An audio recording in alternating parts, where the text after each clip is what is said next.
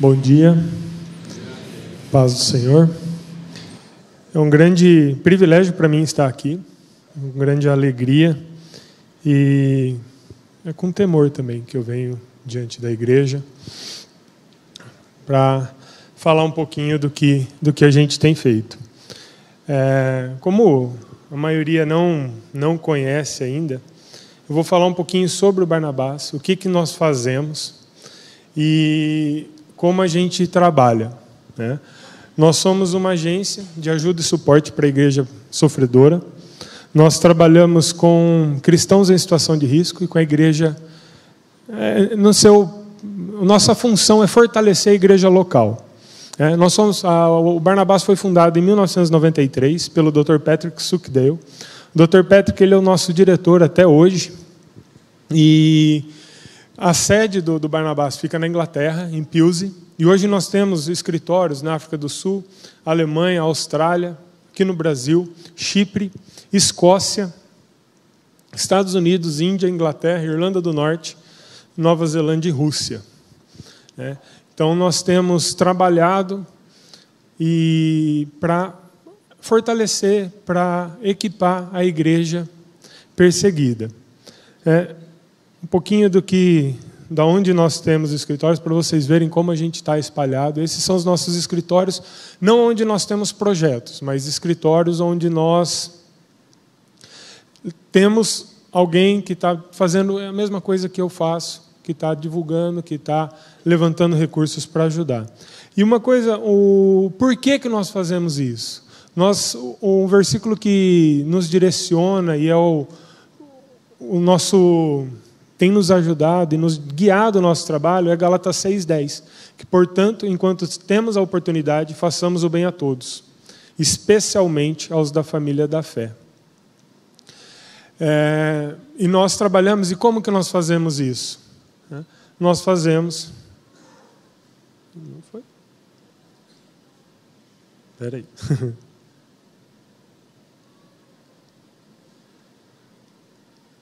De cristãos, através de cristãos, para cristãos.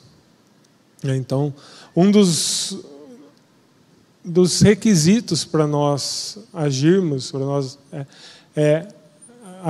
nós ajudamos cristãos. É um mandamento, a gente entende que nós temos obedecido o que a palavra diz. Então, nós estamos fortalecendo os nossos irmãos e as nossas irmãs que estão sofrendo e morrendo pelo simples fato de serem cristãos. E nós trabalhamos de uma maneira diferente de muitas organizações. Nossas despesas operacionais giram em torno de 12%. Isso significa que a cada R$100 que nós recebemos, 88 chega efetivamente para quem precisa. E trabalhando assim, a gente consegue agir de maneira rápida quando existe alguma emergência, alguma catástrofe. Para quem não sabe, muitas vezes quando existe um desastre natural, a ONU, os governos, eles mandam recursos, mas a distribuição a nível local é feita por organizações. E os cristãos, muitas vezes, eles entram na fila e eles são impedidos de receber ajuda humanitária, pelo simples fato de serem cristãos. Então nós, através da igreja local, nós alcançamos esses irmãos. E além disso, esse fundo geral, ele também serve para projetos que não podem ser divulgados. Tem projetos que a gente não pode, por questão de segurança, a gente não divulga que nós temos feito. Quando a gente recebe uma doação específica para um projeto, 100% do valor doado é revertido para o projeto. Então, se é destinado especificamente para um projeto, não tem dedução nenhuma. Então, é uma maneira também que nós trabalhamos. E o que a gente faz?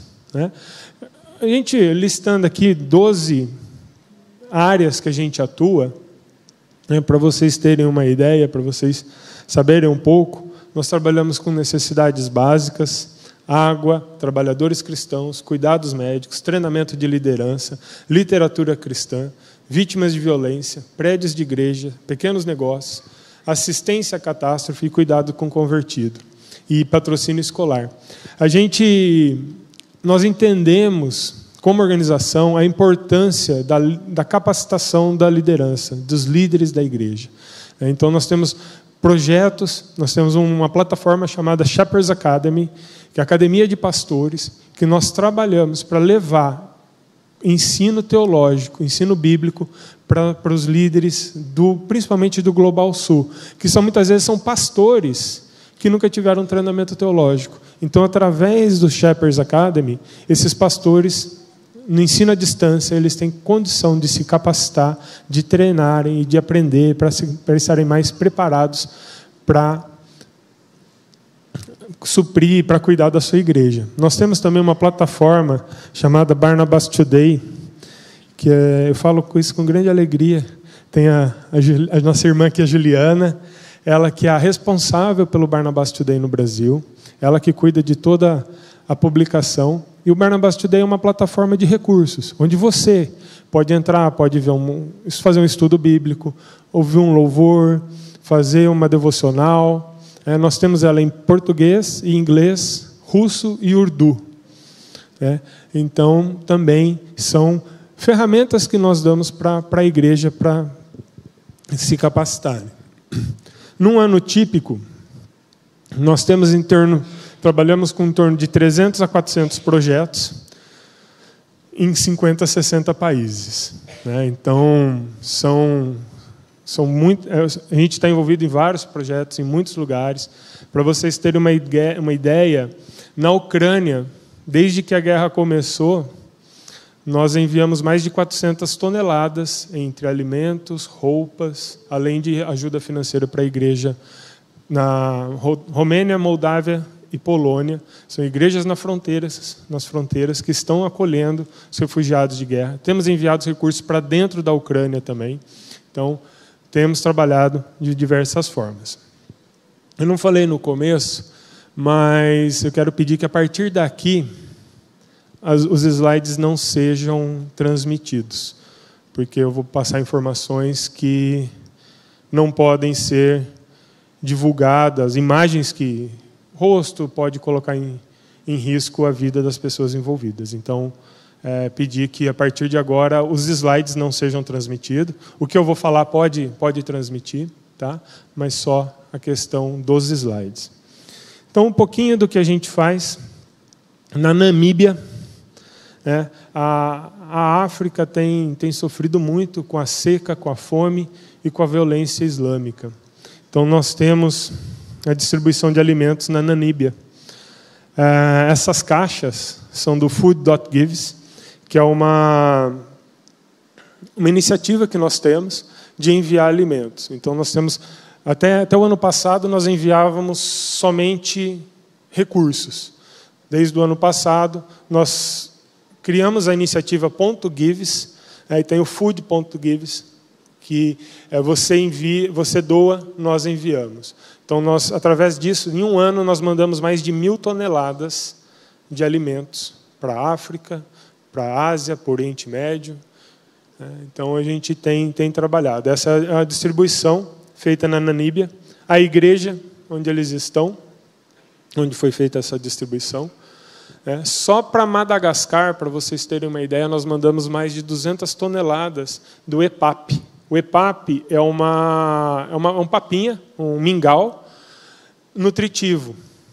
Uma pessoa com 2 meses, uma pessoa desnutrida, que ela recebe uma dose diária do EPAP, uma porção diária do EPAP. Por 2 meses, ela tem a saúde dela restaurada. E para vocês terem uma ideia, para um adulto, usa 50 gramas da porção seca, só misturar com água, pode ser água quente, água fria, mistura e faz esse mingau. E para uma criança até 7 anos são 25 gramas. O custo disso é 75 centavos por dia. Então, com um pouco mais de R$20, você consegue restaurar a saúde de uma criança ou de um adulto que está sofrendo com desnutrição. Madagascar, para vocês terem uma ideia, as pessoas estavam vendendo folha de cactus para comer. A folha de cactus ela é venenosa, ela intoxica, mas era a única coisa que eles tinham para comer. Foram 4 anos de seca. Esse ano choveu. Nós mandamos semente para eles plantarem. Só que vieram as tempestades e acabaram com as colheitas. Então, são países que eles estão sofrendo, os cristãos, principalmente os cristãos, estão sofrendo muito. No começo desse ano, um pastor foi assassinado em Madagascar. Ele teve a sua cabeça decepada.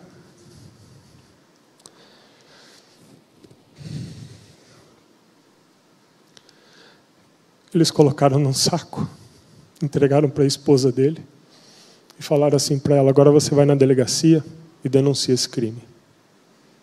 Essa é a realidade de muitos irmãos e irmãs em Cristo.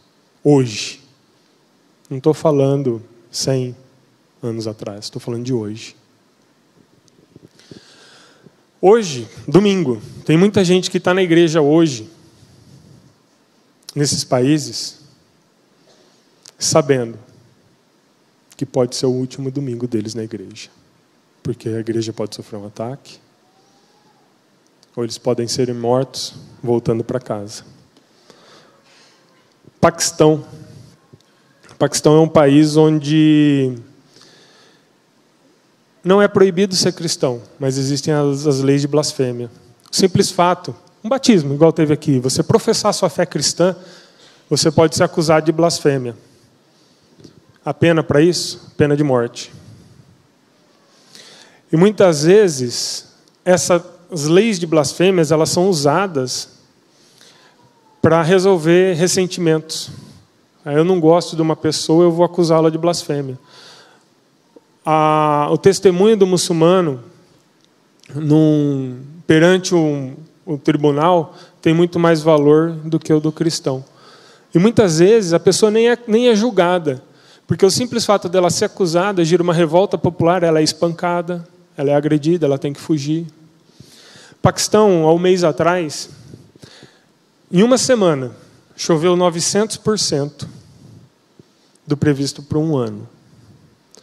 1/3 do país ficou debaixo d'água.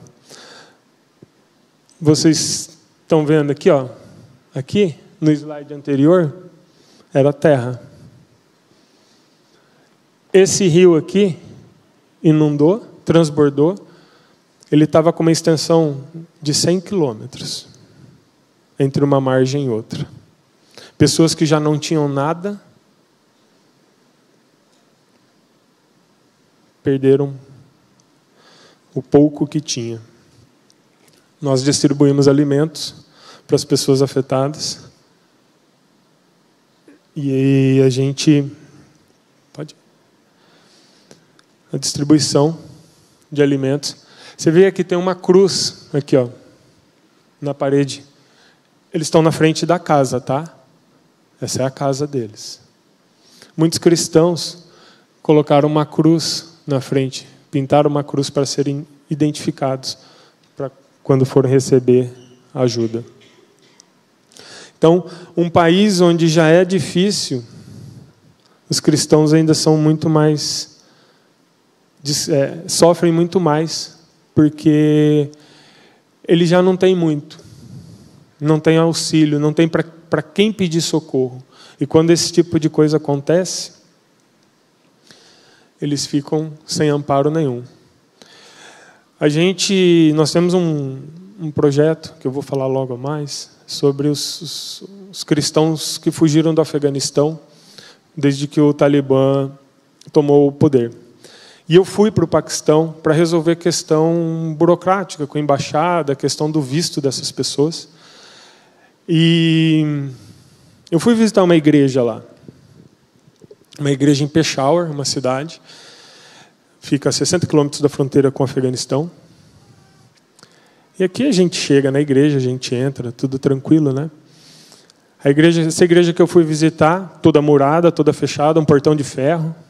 Nós tocamos a campainha, o segurança veio atender, com uma AK-47 debaixo do braço. O escritório do pastor, a parede toda alvejada de tiro. Em 2013, essa igreja sofreu Essa igreja ela se chama Igreja de Todos os Santos. Não é Mormon, mas porque é um bairro muçulmano. A arquitetura da igreja é uma arquitetura, parece uma mesquita. Quando foram inaugurar a igreja, colocar a cruz no topo da igreja, 8 missionários foram assassinados, porque a vizinhança descobriu que era uma igreja, não era uma mesquita. Por isso que chama Igreja de Todos os Santos, em homenagem àqueles que foram mortos. Até hoje tem uma marca de tiro na cruz dessa igreja. Em 2013 teve um atentado, 120 pessoas morreram. Durante um culto, às 10h40 da manhã, agora são 10h22, às 10h40 da manhã, um homem-bomba entrou e explodiu. 120 pessoas morreram, crianças, jovens, idosos. Mas essa igreja está lá. Todo domingo ela está cheia. Faça chuva ou faça sol. O nosso parceiro de projeto, o Wilson, ele é paquistanês. Ele, a esposa e os filhos, eles moram na Inglaterra. E ele é o coordenador de projetos para o Paquistão e o sul da Ásia. Eu estive nessa igreja dia 26 de fevereiro deste ano. No dia 30 de janeiro, o irmão dele, pastor William, estava saindo do culto da igreja que ele pastoreava por 10 anos. 2 homens numa motocicleta pararam do lado do carro e o assassinaram. Só da família do Wilson, o irmão dele foi a 5ª pessoa a ser martirizada pelo simples fato de ser cristão. E sabe qual que é o testemunho deles? O que eles falam? Eu sou grato a Deus por fazer parte de uma família de mártires. A gente não sabe o que é sofrer por Cristo. Vamos falar um pouquinho do Afeganistão? Todos sabem, o ano passado, o Talibã tomou o poder. E os cristãos que lá viviam, eles tinham 3 opções. Voltar para o islamismo, fugir do país ou serem mortos. Primeira geração de convertidos, muitos deles eles são considerados apóstatas, né? E a pena apostasia do islamismo é a pena de morte. Essa família, aqui está a mãe, ele é o irmão mais velho, não é o irmão mais velho, e os 2 filhos, ela tem mais 2 filhos. Essa foto foi tirada logo depois que eles cruzaram a fronteira para o Paquistão. O lado de lá é o Afeganistão, para cá é o Paquistão. E eles fugiram porque eles não tinham outra opção. Estima-se que existam cerca de 1.200 famílias cristãs no Afeganistão, entre 5 a 8 mil indivíduos. Um país com em torno de 35 milhões de habitantes, 5 a 8 mil cristãos, não é nada. E como eles são primeira geração, como eu já falei, eles não têm muita opção. E eu quero contar para vocês a história dessa família. A gente não sabia muito da história deles. Hoje, essa foto é a mesma família. Essa foto foi tirada em Belo Horizonte. Agora a gente está podendo conhecer um pouco mais da história deles e do que eles passaram. Essa mulher, a filha dela já está maior que ela. Ela tem 31 anos. A filha dela tem 19. Tá? O pai dela entrou em dívida, pediu dinheiro emprestado por um primo. O primo tinha 50 anos, em torno dos 50 anos. E o pai dela não tinha como pagar a dívida. E ele a entregou como forma de pagamento em casamento para esse primo. Ela tinha 9 anos. Com 13, Ela teve a primeira filha. Ela tem 4 filhos hoje. Agora, um relacionamento assim não tem muita perspectiva, né?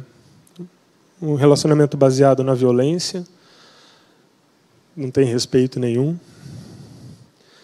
Ela... Só um pouquinho. Ela... Pode passar. Passa e põe a primeira foto, fazendo favor. Essa foto. Era ela. Quando ela era mais nova. A violência chegou num ponto que um certo dia ela foi atacada com ácido. Essa é ela hoje. Ela não era cristã. Ela foi ajudada por missionários que levaram ela para a Coreia para fazer cirurgias, e ela se converteu. Ela fez todo o tratamento, fez todas as cirurgias, ela voltou para o Afeganistão. Quando o Talibã tomou o poder, a primeira coisa que eles fizeram foi soltar os prisioneiros. Ela tinha certeza que o marido dela ia ser solto. E eles fugiram para o Afeganistão, para o Paquistão. E hoje, ela, a filha e os 3 meninos, mais a irmã e o irmão e a mãe, eles moram em Belo Horizonte. Estão a salvos. Uma pessoa extremamente dócil, uma pessoa extremamente amorosa. E ela fala assim que a beleza dela não importa. Para ela o mais importante é quando ela chegar no céu, Deus olhar para ela e falar: bem-vinda, minha filha.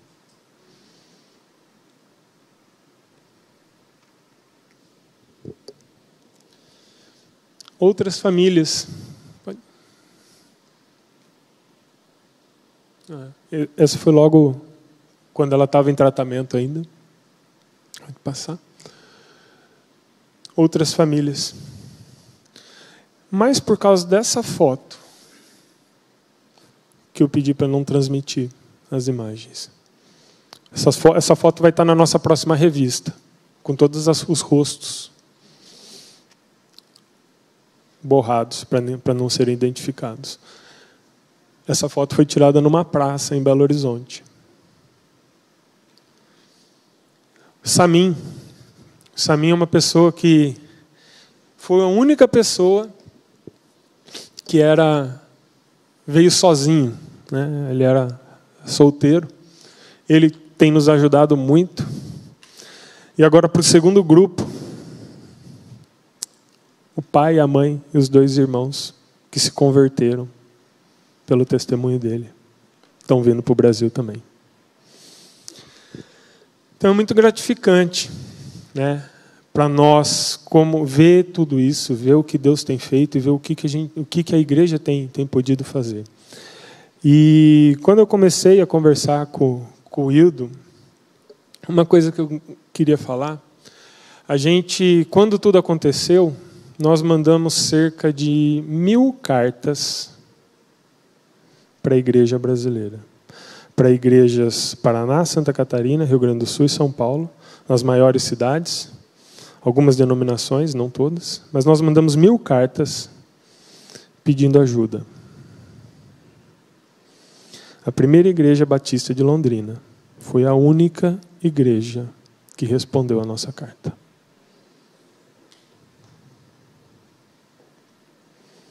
E nós temos conversado desde janeiro sobre esse processo. Agora nós estamos entrando na segunda fase dos afegãos. São mais 16 famílias, são 64 pessoas que a gente está trazendo para o Brasil. E a gente precisa de igreja para acolher. São 16 famílias, nós temos 9 igrejas acolhedoras. E são famílias. Essas fotos não foram divulgadas em lugar nenhum, essas fotos que vocês vão ver agora, são as fotos das famílias que estão vindo. Então, tem família um pouco maior, tem família menor, casal com filho, tem só casal, só o marido e a mulher. Então, a gente tem trabalhado, nós temos pedido ajuda para a igreja brasileira, para serem acolhedoras, para acolherem. A gente tem aprendido muito. O primeiro grupo, que são 10 famílias, que chegou, eles estão em igrejas em Belo Horizonte, Macaé, Curitiba, Foz do Iguaçu e São José do Rio Preto. A gente tem aprendido muito com eles. Essas famílias, eu estive em Belo Horizonte, estive em Macaé. Eles estão indo para a igreja e eles perguntam assim: a gente pode ir para a igreja? A gente pode adorar? Não tem perigo? A gente pode andar com Bíblia? São coisas que para a gente parecem perguntas que não fazem sentido nenhum, né? Mas para eles... Teve uma família que hoje teve batismo, e a mulher, ela se converteu porque ela sonhou, ela teve 3 sonhos iguais, de que um homem muito claro, muito brilho, com muita luz, resgatava ela de um poço profundo. Ela resgatava pela mão. E ela não conhecia, nunca tinha ouvido falar de Jesus, quem que era, nunca tinha ouvido o Evangelho. Ela foi procurar na internet, ouviu pregações e ela se converteu. E ela evangelizou a família inteira dela, e todos eles se converteram. Ela mora em Belo Horizonte hoje. Quando o Talibã tomou o poder, também fugiram. E quando eles chegaram no Paquistão, foi quando pela primeira vez, ela teve contato pessoal com o pastor. E eles foram, quando chegaram lá, eles foram espancados, ela, o filho mais velho de 16 e a filha de 14 anos, por muçulmanos. E entrou em contato com esse pastor, que é o pastor que nos ajuda, que é o nosso parceiro lá no Paquistão. E ele batizou ela e os filhos. Só que o marido é taxista, ele ficou para trás para ajudar outras famílias a fugirem. E ele foi preso pelo Talibã, ficou 10 dias preso. E quando ele conseguiu fugir, foi um milagre de Deus, um cristão conseguir fugir do Talibã. É só por Deus mesmo. E quando eles chegaram no Brasil, uma semana depois que eles estavam aqui, eu fui para Belo Horizonte, fui falar na igreja lá, na igreja deles, que acolheu eles, e eles pediram para eu fazer o batismo do pai, do marido. E foi assim, muito gratificante. Uma honra para mim, quem sou eu, né, para fazer um batismo de uma pessoa que tem muito mais para me ensinar do que eu aprender, do que eu qualquer coisa para eles. Então foi uma experiência muito, muito grande, e ver como esses irmãos são gratos. Gratos por estarem vivos, gratos por estarem aqui. A gente tem aprendido muito, as igrejas, o testemunho das igrejas, dos pastores, o pessoal que está envolvido, que tem recebido, né? mais as famílias. Então, assim, a gente tem... Eu falo, né, que é uma grande oportunidade para a igreja brasileira. Oportunidade de crescimento, oportunidade de conhecer e ter contato com essas histórias, com essas famílias, que muitas vezes a gente não faz ideia do que eles passaram, né? Nós temos trabalhado com eles, a gente tem acompanhado, e mesmo lá no Paquistão é difícil, eles não podem compartilhar muita coisa, né, por questão de segurança. Então a gente tem acompanhado, e quando chega a gente sabe que eles vão poder compartilhar, poder falar abertamente, testemunhar, né?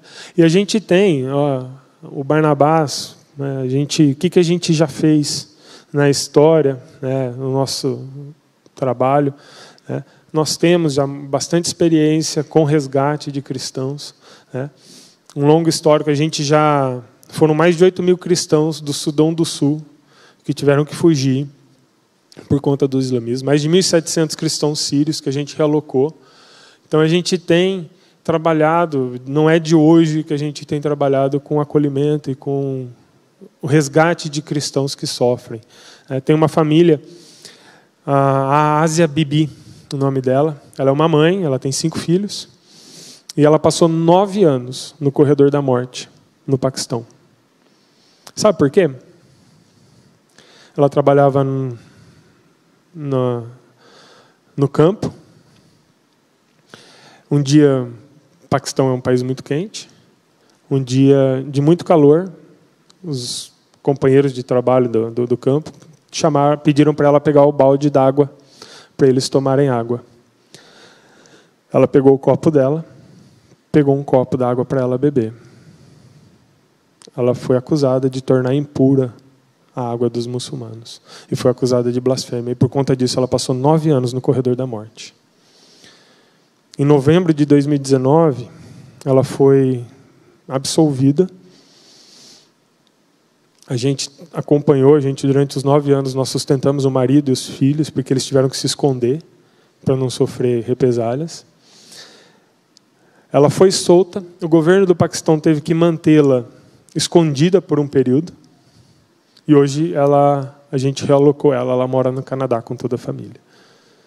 Então essa é uma das histórias, né? São esse tipo de histórias que nós convivemos diariamente e que não é divulgado, né? Cristãos sendo recebidos na Austrália. Cristãos sírios. A gente tem visto que a perseguição ela tem aumentado. Cada vez mais, o cinturão médio da África, ali, pega Nigéria, Angola, Madagascar, tem se tornado... Madagascar está sendo considerada a Ilha do Medo, né? Por questões de violência. O Boko Haram tem se tornado cada vez mais ativo. E eles não medem, não têm dó nem piedade. Né? Eles invadem as vilas, normalmente à noite, que dificulta, a pessoa está dormindo, muitas vezes é pega no susto. As pessoas saem correndo, muitas vezes sem descalços, com uma roupa que estão vestidos. E quem não consegue fugir não tem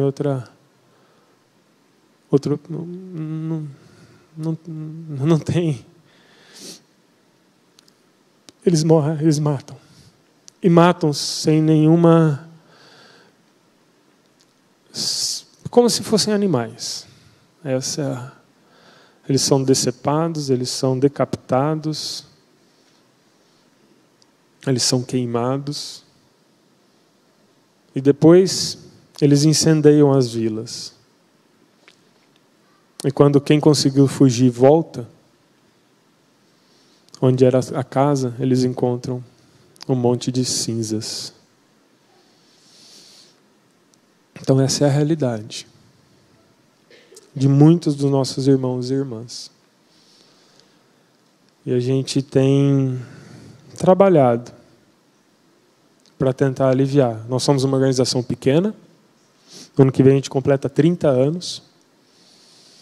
Mas nós estávamos em reunião semana passada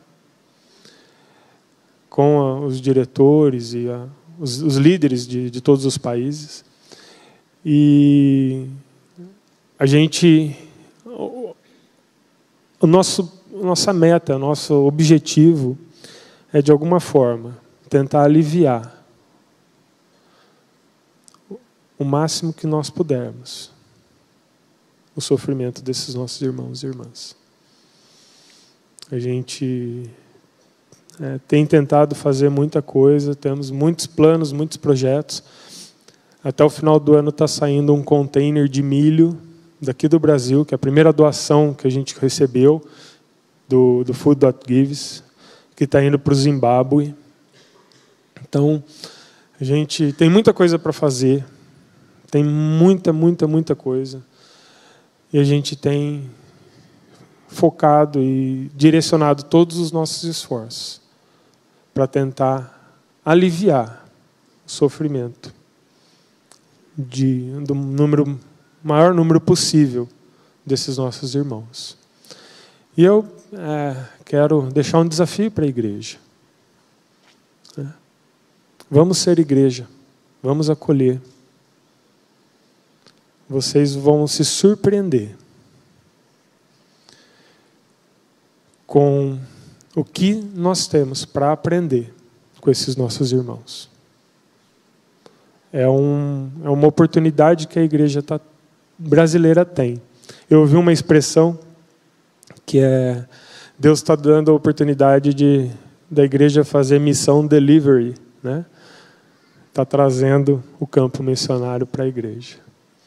E nós temos nos esforçado e trabalhado todos os dias para que cada vez mais a gente possa, se a gente conseguir salvar uma vida por dia, uma pessoa que poderia morrer de fome, uma pessoa que não teria nada para comer, uma pessoa que foi resgatada, para a gente é algo assim que não tem preço. Eu quero agradecer a oportunidade, agradecer ao pastor Glênio, o pastor Wildo, toda a liderança da PIB, pela oportunidade de estar aqui. Para mim é uma grande honra, um grande privilégio. Pastor, muito obrigado. E que a gente possa, juntos, fazer a diferença na vida dessas pessoas. Quando a gente vê, muitas vezes a gente discutindo sexo dos anjos, coisas sem importância. Quando nós vimos a primeira vez esse ministério, eu fiquei tão impactado que eu não consegui dormir de noite. Depois nós trouxemos para um grupo maior da igreja para ouvir. E agora a gente trouxe para que a igreja entenda. Nós não podemos ser indiferentes. Se nós não estamos fazendo, nós temos que nos solidarizar e nos envolver com aqueles que estão fazendo. Você viu R$20, você alimenta uma criança, você sai da desnutrição para a nutrição. Mas não é só dinheiro, dinheiro é uma coisa, é o envolvimento, é a oração, é a participação.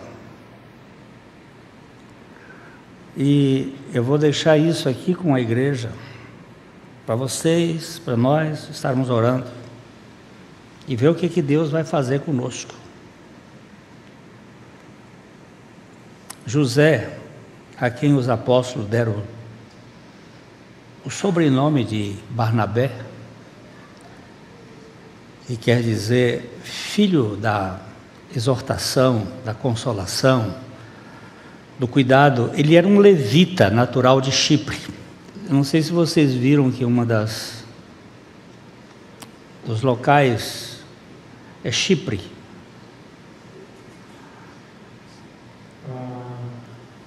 Barnabás é o Barnabé em inglês, nós não traduzimos para manter a identidade. E o Barnabás foi criado em 1993 e surgiu com o Patrick, a Rosemary, que é a esposa dele, e a Caroline, que é a diretora, numa convenção em Chipre. Os cipriotas foram dos primeiros cristãos E o que é interessante é que ele era levita natural dessa cidade, dessa ilha, como tivesse um campo. Levita tendo campo, não existia isso. Ele morava em Jerusalém nessa ocasião, mas ele não podia ter campo. Então esse campo possivelmente fosse em Chipre. Ele mandou vender o campo e trouxe o preço e o depositou aos pés dos apóstolos. Esse foi o primeiro caso de contribuição para o cuidado da igreja carente. Esse modelo é um modelo interessante.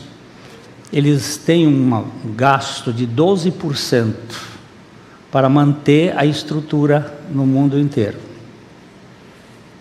88% designado para... Quando eu vi a primeira vez água, eu disse, o que a água está fazendo aqui? Explica.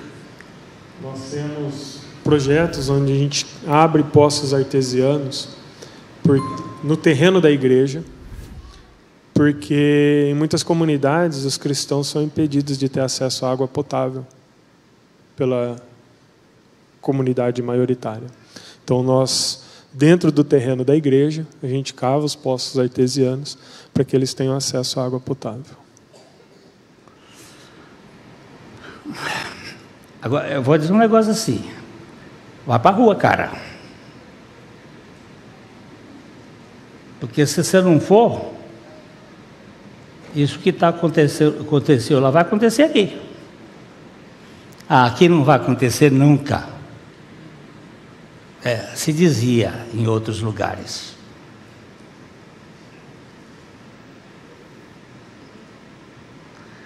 Há tanta gente indolente e acomodada. Não acontece. Pois bem, nós temos que nos posicionar, porque a coisa vai entrando devagar, e daqui a pouco a igreja vai ser perseguida, não tenha dúvida. Já previu isto, mas nós temos que ser parte da solução. Eu até anotei aqui, né? É um assunto de cristão para cristão. Tem outros cristãos em outro lugar e nós precisamos. Nós vivemos numa bolha de informação. Isso aqui é impactante, pelo menos para mim. Nós vivemos desinformados, nós não temos noção e olhamos só o nosso umbiguinho. Que tal orar por um projeto de acolher famílias? Para trazer essa gente. Quanto custa uma família para se sustentar? Essas famílias que estão vindo agora, elas são um pouco menores, mas as famílias que vieram, em torno de uma média de 5, 6 pessoas por família, tem um custo entre 5 a 6 mil reais por mês. Por mês. Isso com aluguel, alimentação, água, comida, tudo. Em torno de 5 a 6 mil reais. Quantas famílias vocês hoje têm no Brasil já? No Brasil nós temos 10, mas o total que o Barnabás tem cuidado são 75 famílias, são 650 pessoas. E quantos estão na fila? Tem 16 que já fizeram o processo de entrevista do visto, a gente está esperando o visto deles sair, o visto humanitário. O Brasil é o único país no mundo que deu visto humanitário para os afegãos. A gente tem algumas famílias que a gente está tentando levar para Nova Zelândia, mas as exigências do governo neozelandês são assim, estão sendo absurdas e o processo a gente não sabe se vai conseguir levá-los para lá também.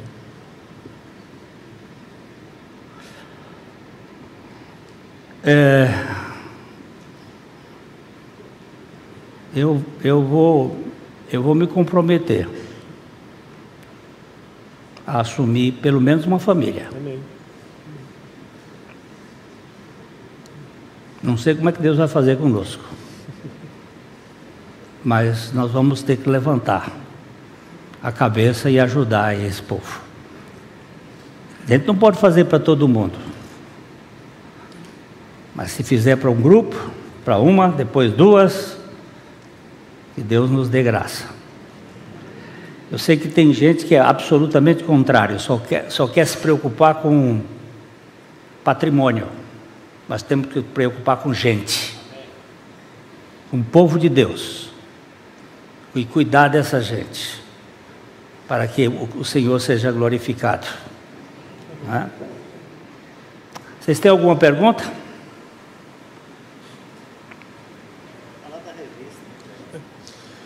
A gente tem nossa publicação, uma revista que é bimestral. Quem quiser receber, ela é gratuita. Tem esse panfleto que vai estar ali na recepção.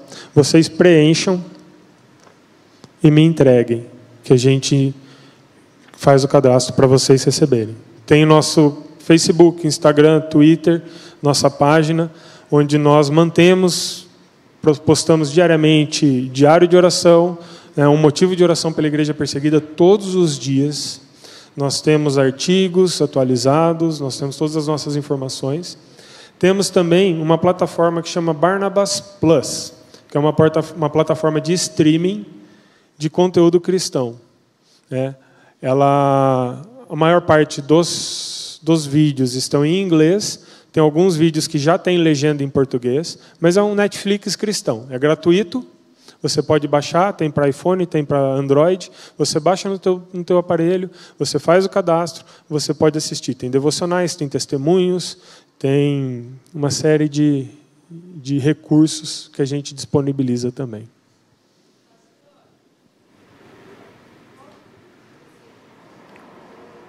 Eu só estou escutando um gritinho lá no fundo. Como que a gente pode fazer para a nossa igreja se reunir para ajudar essas famílias? A igreja colocar uma conta?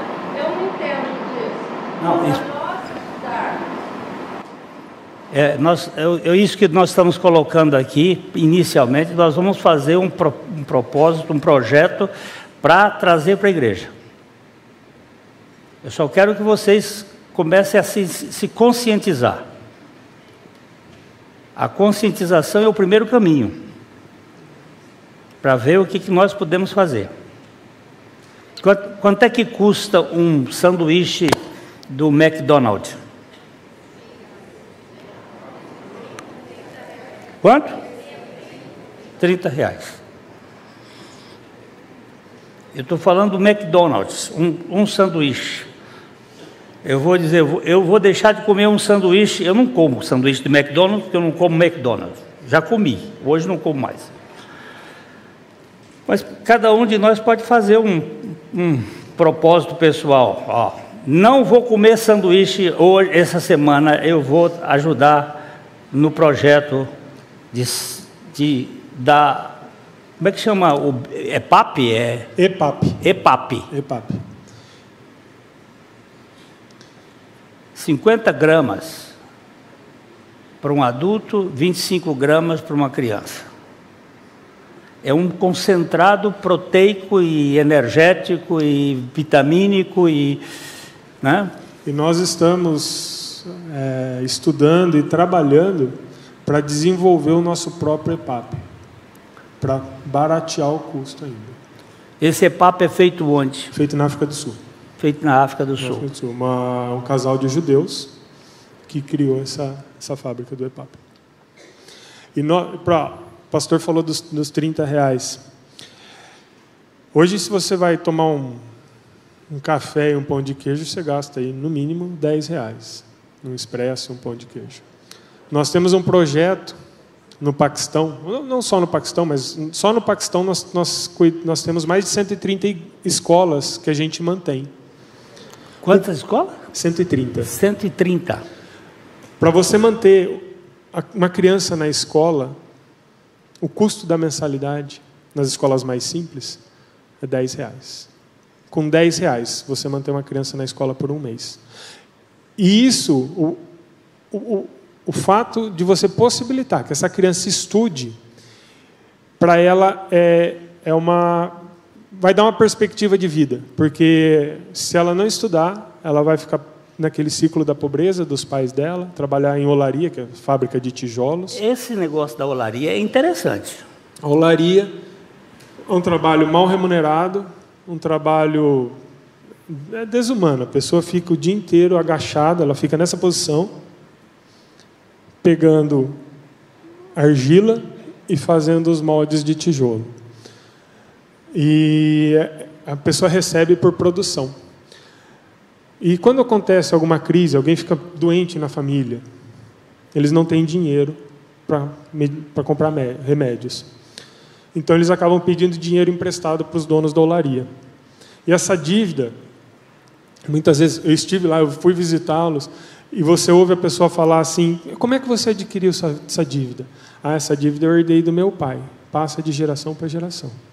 Então a gente tem um projeto que nós pagamos a dívida dessas pessoas e a gente ajuda montando um pequeno negócio, ajudando eles de alguma forma, porque eles continuam trabalhando na olaria, que eu trabalho das 4 da manhã à 1 da tarde, e quando eles saem, eles vão, tem a mercearia deles, ou tem a motinha de entrega, enfim, vão complementar a renda. E o valor médio dessas dívidas é R$ 1.800. E a gente tem as algumas igrejas nos Estados Unidos, ela tem também contribuído para pagar essas dívidas, não é? Tem. Algumas igrejas aqui no Brasil também já estão pagando essas dívidas para dar condições a eles de poderem trabalhar. Exatamente. E os testemunhos que nós ouvimos é que assim, a pessoa, quando ela tem a dívida dela paga, tira um fardo, né? Porque toda semana é deduzido uma parcela de juros do salário dele. Então, quando ele tem a dívida paga, ele volta a receber o salário integral. A gente tem esse projeto para dar uma ajuda para eles terem uma renda complementar. Então, eu fui visitar uma família que, se me permite, pastor, uma vila pobre, não tem asfalto, esgoto ao céu aberto. A gente estava chegando na frente da casa dele, no muro do lado da frente, na frente da casa, tinha um espelhinho, uma banquetinha, um banquinho, tinha um rapaz sentado nesse banquinho e um menino cortando o cabelo desse rapaz. Essa era a barbearia do filho dele. Atrás deles passava o esgoto, tinha a rua e a casa do pai dele. A casa não tem piso, é chão batido. A casa é um terreno, tem um banheiro e um cômodo lá no fundo. A cozinha é céu aberto, não tem água, a água é precária, a energia elétrica é precária. Você vê, e nós montamos a mercearia na frente da casa dele. Uma parede toda furada, toda cheia de buraco, um lugar bem simples, bem simples. E ele contando a história, falando que ele trabalha na olaria, que agora ele sai, ele tem a renda, a complementação da renda dele. Eu era escravo e eu tive minha dívida paga. Agora eu tenho uma boa vida. Agora eu tenho uma boa vida. Uma pessoa que está extremamente grata a Deus, porque ele tem um prato de comida hoje. Amanhã, ele não sabe se ele vai ter. E esse sentimento de gratidão me impactou tanto que quando ele falou isso, eu falei, quão miserável eu sou. Muitas vezes a gente reclama porque não pode trocar o celular. Ele está agradecendo porque ele tem uma muda de roupa e comida para pôr no prato hoje. Então isso assim para mim foi uma viagem que transformou a minha vida. Transformou a minha vida. A gente começa a ver as coisas com outros olhos. Além de ser um aprendizado que eu acho que isso para mim, agradeço a Deus todos os dias por ter tido essa oportunidade. Hoje eu posso falar meu coração é um pouquinho paquistanês. Porque eu fui muito impactado pelas pessoas, pelas histórias, pelo que eu vi, pelo que eu vivi lá. Na nossa revista... Você vai passar lá. Eu tenho revista lá, para quem quiser pegar. Tá? Eu peço assim, que pegue uma por família, porque eu não vou ter para todo mundo. Mas na contracapa tem os dados. Tá? O Pix é o nosso CNPJ. Quem quiser fazer a doação, a gente... quer doar para os trabalhadores de olaria no Paquistão. Coloca na descrição do Pix. Se quer doar para algum projeto específico. Que daí a gente direciona, que daí é a doação que não é descontado nada, né? Que não é deduzido nada. As doações que são feitas, que não tem a identificação, a gente vai para o fundo geral, que daí é onde entra as despesas gerais. Tem também o meu contato, o telefone de contato que está lá, o meu WhatsApp. Também tem gente que faz a doação, me manda o WhatsApp, fala, essa doação é para tal, para tal. Então, dá para fazer isso também. Olha, eu não gostaria de fazer nada por emoção, nada por impacto. Você vai orar, você vai conversar com Deus e você vai decidir com Deus. Nada de, isso aqui me mata, isso aqui me acaba. Mas eu não quero fazer nada por minha emoção, senão eu vou fazer besteira. Eu quero a orientação de Deus para poder fazer as coisas com serenidade. Mas esse negócio não saiu mais da minha cabeça. Entendeu? Ok? Você tem alguma coisa mais a dizer? Não, agradecer e encorajar a igreja a orar. Junto com a revista tem um diário de oração que vem com orações diárias para os 2 meses da revista. Então, encorajar a igreja. Tem as nossas mídias sociais também, que nós postamos todos os dias os motivos de oração. Então, a gente acredita, e um dos pilares do nosso trabalho é a oração. A gente, sem oração, nós não faríamos nada do que a gente faz hoje. Vamos orar? Nosso Pai, santifica o Teu nome em tudo isso que nós acabamos de ouvir. Venha sobre nós a Tua governança e dá-nos a graça de fazer a Tua vontade com alegria nos nossos corações. Nós agradecemos por isso que ouvimos. Nos tira, Pai, da inércia e do individualismo, para que nós possamos ser parte da resposta do teu povo na face da terra. Levanta esta igreja com uma propositura de ser instrumento Teu para a glória do Teu nome.